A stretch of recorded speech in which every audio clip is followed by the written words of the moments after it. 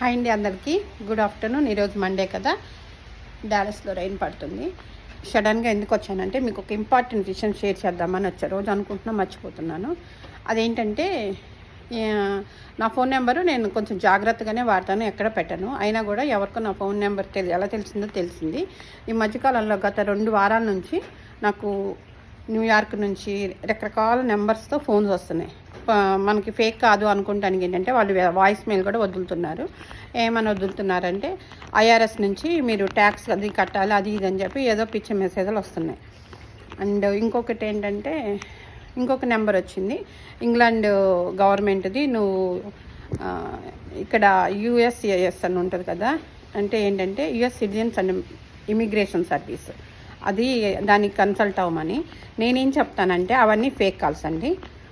ఎందుకంటే ఇమిగ్రేషన్ వాళ్ళు కానీ ఐఆర్ఎస్ వాళ్ళు కానీ మనకి ఇట్లా ఫోన్ చేసి చెప్పరు ఫస్ట్.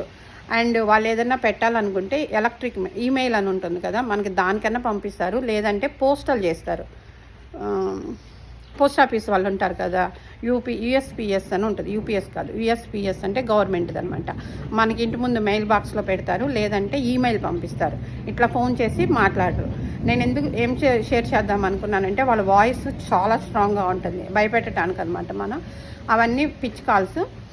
ఇంతకుముందు కొన్ని స్కామ్ వస్తున్నాయి అనుకున్నాం, కానీ ఇది కొత్త రకం అనుకుంటా, నాకు ఇలా వస్తుంది. ఇంకొకటి ఏంటంటే టోల్ ట్యాగ్ది ఒకటి. టోల్ ట్యాగ్ కూడా టెక్స్ట్ వస్తుంది, దానికి మీరు రిప్లై ఇవ్వమాకండి, మీ ఫోన్ హ్యాక్ అవుతుంది.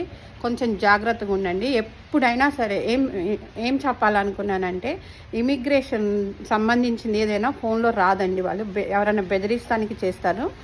వాళ్ళు ఎప్పుడైనా సరే ఈమెయిల్స్ లేదంటే మన ఇంటి అడ్రస్కి పోస్టల్ మెయిల్ వస్తుంది. అదొక్కటి గమనించండి, భయపడొద్దు, ప్యానిక్ అవ్వద్దు. Thank you.